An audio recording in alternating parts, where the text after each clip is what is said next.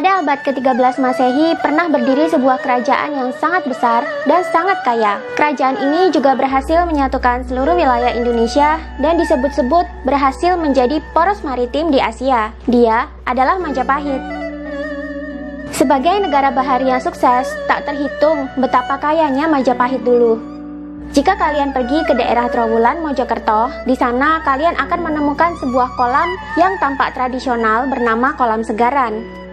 Cerita rakyat menuturkan bahwa kolam ini dulunya digunakan untuk menjamu tamu kerajaan. Tamu-tamu kerajaan yang singgah dan menikmati perjamuan bersama para raja dan pemangku jabatan di keraton, selesai makan, piringnya tidak dicuci, melainkan langsung dibuang di kolam Segaran. Dan piringnya itu bukan dari beling atau gerabah, melainkan dari emas. Ini dimaksud agar tamu negara terpukau dan segan akan kemakmuran kerajaan Majapahit tersebut. Sekarang kerajaan ini sudah tidak ada. Kita hanya bisa mengenang kerajaan ini dari nama dan beberapa peninggalan sejarah yang berhasil ditemukan. Bahkan Keraton Majapahit alias Istana Majapahit yang menjadi pusat pemerintahan kerajaan pun masih belum ditemukan di mana lokasinya sampai sekarang. Candi-candi yang berhasil ditemukan saat ini pun rata-rata terkubur beberapa meter di bawah tanah. Ada yang terkubur 10 meter, ada juga yang lebih. Mengapa bisa sampai terkubur segitu dalamnya ya?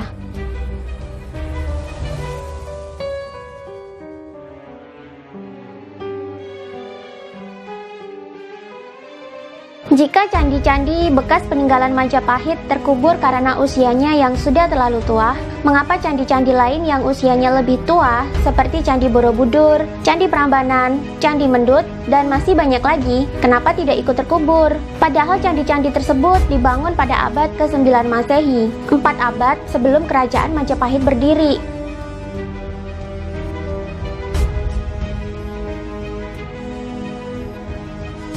Sampai sekarang, hilangnya kerajaan terbesar di Nusantara yang namanya harum sampai ke benua Afrika dan Eropa sana masih menjadi misteri. Kebanyakan penemuan candi dan bekas peninggalan kerajaan Majapahit ditemukan dalam kondisi sudah terkubur, sehingga diperlukan penggalian untuk mengangkat dan merekonstruksinya. Informasi dan catatan sejarah untuk mengungkap Majapahit seolah putus di zaman Kerajaan Demak, kerajaan Islam yang berdiri setelah Majapahit hancur dan hilang tak bersisa.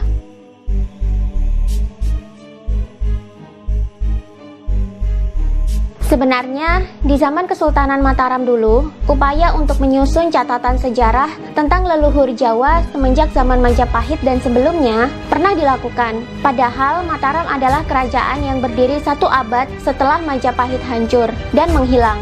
Upaya pencatatan sejarah ini pun sulit dilakukan. Ketika upaya pencatatan sejarah dilakukan, Mataram kesulitan mencari referensi kerajaan-kerajaan leluhur Jawa terdahulu. Raja-raja Mataram telah memberikan titah kepada para rakyat untuk mengumpulkan semua kitab dan catatan apapun yang membahas sejarah leluhur mereka. Tapi, kitab-kitab dan catatan sejarah yang terkumpul mentok di zaman Kerajaan Demak saja. Itu pun yang ditemukan kebanyakan kitab berbahasa Arab, kitab fikih, dan tajus Latin.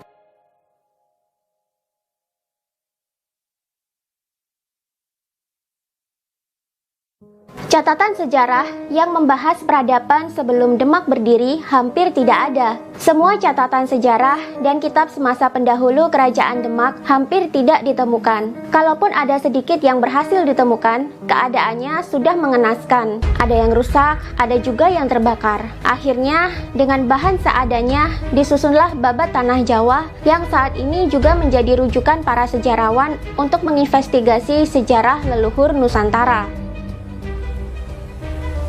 Hilangnya kerajaan sebesar Majapahit tetap menjadi misteri sampai sekarang. Kisah kehancurannya pun ada beberapa versi dan masih menjadi perdebatan hangat hingga kini di kalangan sejarawan, arkeolog, dan rakyat. Kuat dugaan, kerajaan Majapahit hancur tak bersisa karena dihancurkan oleh Sultan pemimpin kerajaan Demak pertama kali, Raden Patah. Padahal, Raden Patah ini adalah putra kandung raja terakhir Majapahit yang sangat dimuliakan. Raja terakhir sangat menyayangi putranya, tapi mengapa putranya sendiri tega menghancurkan kerajaan ayahnya? Salah satu literatur yang menceritakan kehancuran Majapahit juga bisa ditemukan dalam Darmo Gandul, sebuah karya sastra kuno yang berisi tembang dan gancaran atau prosa yang menceritakan dengan detail setiap detik-detik kehancuran Majapahit di tangan putra kandung sang raja. Mengapa sang putra mahkota tega menghancurkan kerajaan ayahnya sendiri? Perlu diketahui, sebelum kerajaan Majapahit hancur dan menghilang, agama Islam sudah masuk ke tanah Jawa, dan waktu itu Islam pun sudah terpecah menjadi dua, yakni radikal dan toleran. Islam radikal menginginkan berdirinya kekhalifahan Muslim di tanah Jawa, sedangkan Islam toleran berpandangan bahwa tak masalah hidup berdampingan dengan agama leluhur orang Jawa yang dianut oleh Majapahit. Dalam Darmo Gandul diceritakan detail bagaimana proses penganut Islam radikal ini mempengaruhi Raden Patah agar mau menghancurkan Majapahit, membunuh ayahnya yang bukan Islam, serta merebut tahta tanah Jawa demi berdirinya negara Islam yang berdaulat.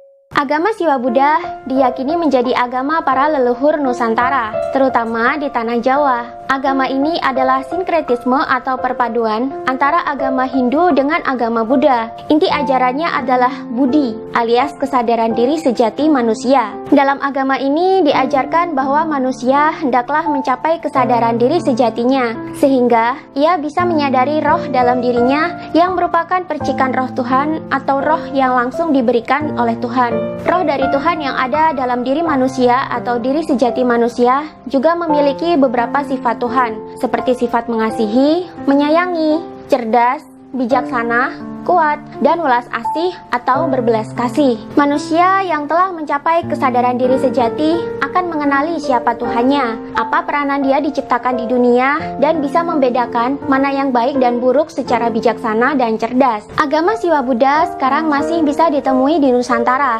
Biasanya disebut sebagai agama Hindu dan banyak dianut oleh masyarakat Bali dan sebagian masyarakat Lombok. Agama ini juga menjadi agama resmi orang-orang di zaman Majapahit. Berikut para rajanya.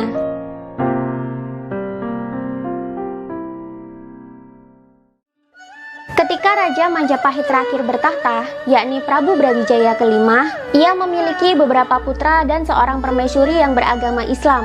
Di zaman Prabu Brawijaya kelima bertahta, agama Islam sudah masuk ke tanah Jawa dan disebarkan oleh para ulama. Ulama-ulama ini dipimpin oleh 9 wali utama yang disebut sebagai Wali Songo. Dewan Wali Songo pada awal mulanya diketuai oleh Sunan Ampel di daerah Ampel Denta, Surabaya. Awal mula agama Islam disebarkan di tanah Jawa berlangsung toleran dan damai.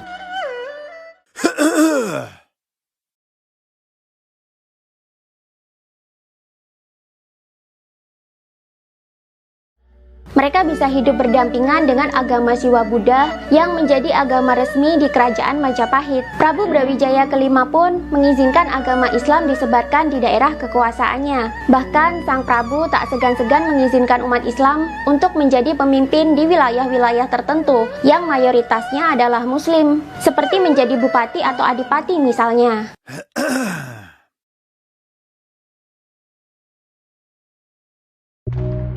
Putra kandung Prabu Brawijaya kelima pun, Raden Patah, juga menganut agama Islam. Ia diberi kemuliaan oleh ayahnya dengan diberi sebuah hutan di daerah pesisir utara Jawa Tengah yang bernama Hutan Bintara. Hutan ini boleh dibuka untuk diubah menjadi pemukiman warga dan Raden Patah dijadikan bupati atau adipati di sana. Di bawah kepemimpinan Raden Patah, Hutan Bintara bisa ia rubah jadi kota yang maju dan ramai bernama Demak. Soal agama, Raden Patah ini adalah murid dari Sunan Ampel. Selama belajar Islam, Raden Patah pernah bermaksud untuk menggulingkan ayahnya, sebab di dalam ajaran Islam tidak diperkenankan umat Islam dipimpin oleh pemimpin yang kafir.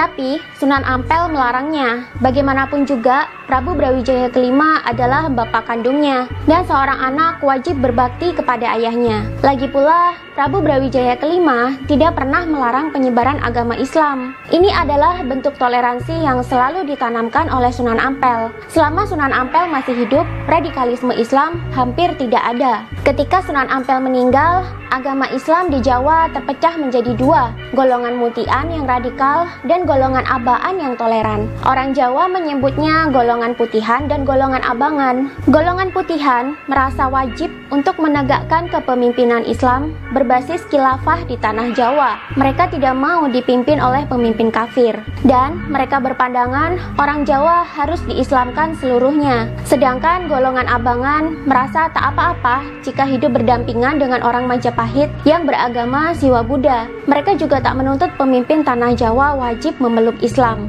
Golongan Abangan ini banyak diwakili oleh sunan-sunan yang toleran. Salah satunya adalah Sunan Kalijaga. Setelah Sunan Ampel meninggal, muncul gerakan makar dari kabupaten di wilayah pesisir yang Islam, di mana di situ tercium gerakan untuk mendirikan kekhalifahan dan mereka mau melepaskan diri dari Majapahit. Gerakan makar ini diketahui oleh Prabu Brawijaya kelima. Prabu pun segera mengirimkan pasukan untuk menumpas gerakan makar ini. Pemimpin gerakan ini kocar-kacir dan melarikan diri menggunakan kapal laut. Sang Prabu segera mengirimkan surat kepada Raden Patah di Demak untuk memberitahukan bahwa telah terjadi gerakan makar oleh golongan Islam radikal, dan Raden Patah diminta menangkap dan menyerahkan mereka jika mereka melarikan diri ke Demak. Mengapa Sang Prabu curiga mereka bisa saja lari ke Demak? Karena Demak waktu itu menjadi kabupaten dengan basis Islam yang kuat. Tapi sayangnya, sebelum surat sampai ke Demak, para golongan radikal sudah lebih dulu sampai ke Demak dan menghasut Raden Patah. Mereka mengadu bahwa raja telah menyerang para ulama dan meminta Raden Patah untuk menggulingkan Majapahit dan membunuh ayahnya.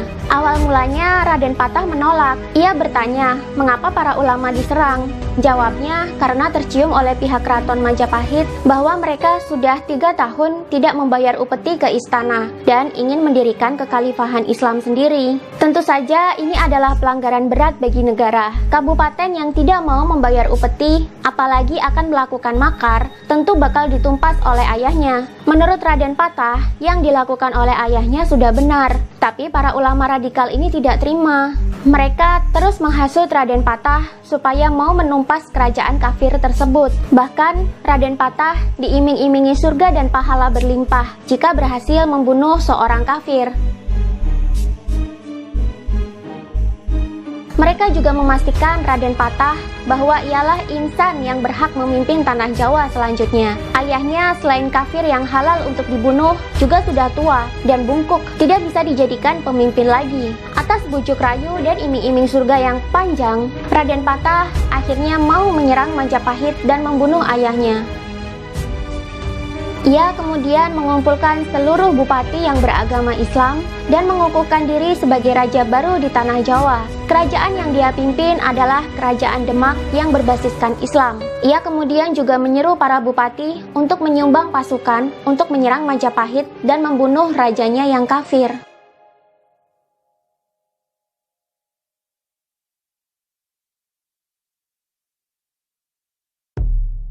Langkah Raden Patah ini lalu ditentang oleh seorang ulama yang bernama Syekh Siti Jenar. Ia dengan tegas menolak rencana Raden Patah untuk menyerang dan menghancurkan Majapahit. Tapi, Syekh Siti Jenar saat itu mendapat tentangan keras dari para Islam radikalis. Setelah peristiwa itu, Syekh Siti Jenar dalam Darmo Gandul diceritakan dibunuh.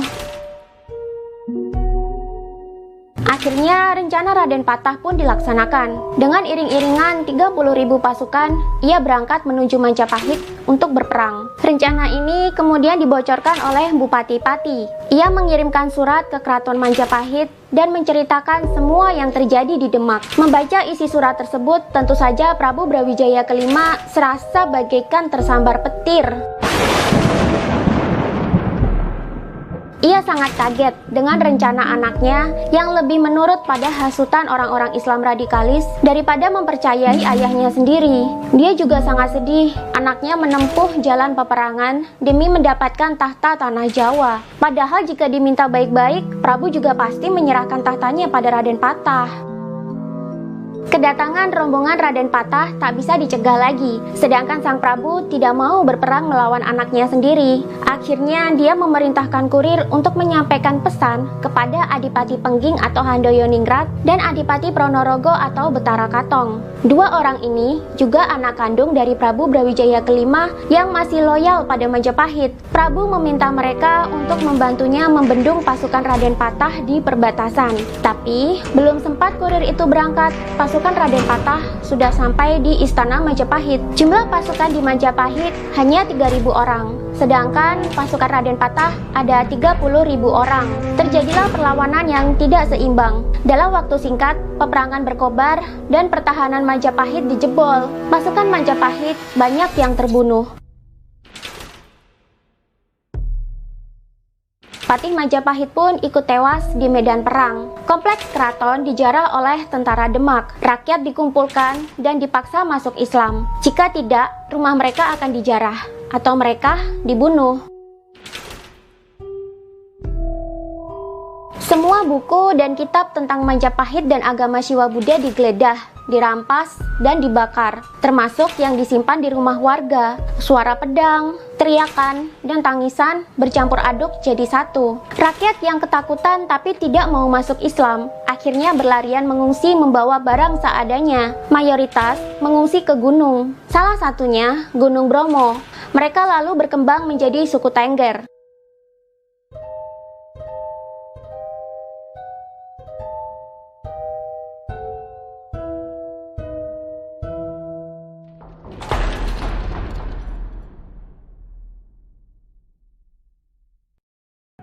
Dalam tragedi ini, Prabu Brawijaya kelima berhasil melarikan diri, ditemani oleh dua pendeta setianya, Sabdo Palon dan Noyo Genggong. Mereka bertiga melarikan diri ke ujung timur Pulau Jawa. Ketika pasukan Demak menggeledah istana, seisi istana sudah porak-poranda dan habis dijarah. Sang Prabu tidak ditemukan. Akhirnya istana tersebut diduduki oleh pasukan Demak dan Raden Patah berangkat ke Ampel Denta untuk mengabarkan kemenangan perang melawan kerajaan kafir kepada keluarga Sunan Ampel di sana. Sesampainya di kawasan rumah almarhum Sunan Ampel, Raden Patah segera menemui istri gurunya yang masih hidup tersebut. Dengan bangga ia mengabarkan telah menjadi khalifah di tanah Jawa dan berhasil memenangkan pertempuran melawan raja yang kafir.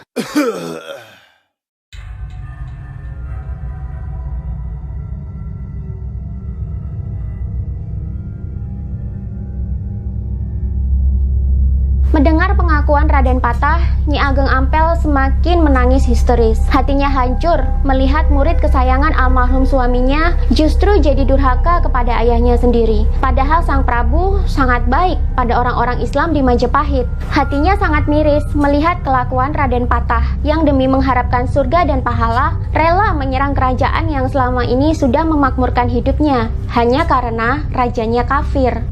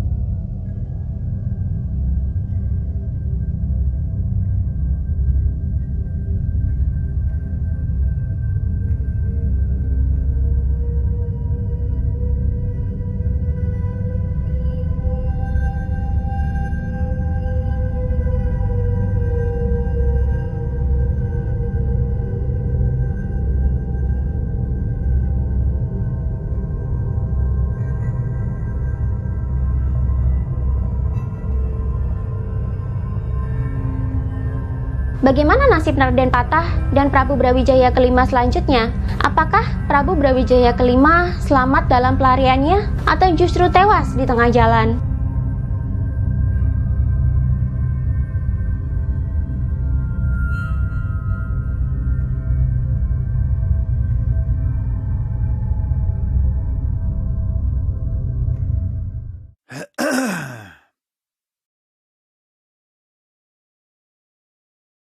Kalau seandainya ada orang Nasrani, Yahudi, semua orang kafir yang mengatakan kepada Anda Islam dikembangkan, diekspansi dengan perubahan darah, katakan iya. Memang iya. Karena banyak orang Islam, subhanallah, kayak orang yang ketakutan kalau dikatakan Islam itu disebarkan dengan pedang. Saya katakan ikhwas sekalian, memang Islam dikembangkan dengan pedang.